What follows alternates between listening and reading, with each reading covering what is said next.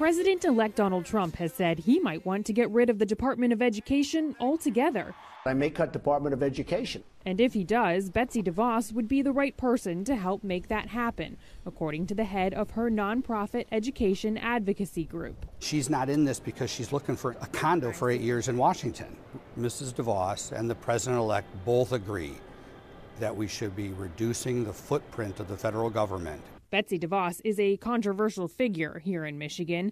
An advocate of school choice, she's often called an architect of Michigan's school system, and she has many critics. Well, when I hear her name and I think about education, I think about choice without quality. DeVos's husband is the heir to the Amway fortune. Her family has donated millions to political causes and even started its own lobbying group, mostly to promote her educational ideas. More school choice, less regulation, and an unlimited number of for-profit charter schools. I would be really concerned if Michigan was the roadmap for the country. I actually think that we should be looking at Michigan and saying this is what we should not do. Nearly half of charter schools here are ranked in the bottom quarter of schools statewide, according to the Education Trust Midwest. 20% were given a D or F grade. 1, 2.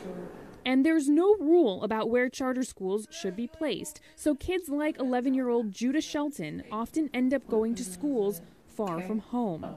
It's somebody else's neighborhood that I'm traveling to while passing 3 or 4 other schools and about 6 or 7 closed schools to get to his school in the neighborhood that I don't live in. So in your opinion, has choice worked in Michigan? Choice has not worked. It's a joke, especially here in Detroit. What we don't have is quality choice in our neighborhoods. Even the popular charter school founded by the DeVos family and touted as a proud example of their contribution to education ranked in the bottom third for performance in the state, according to the State Department of Education.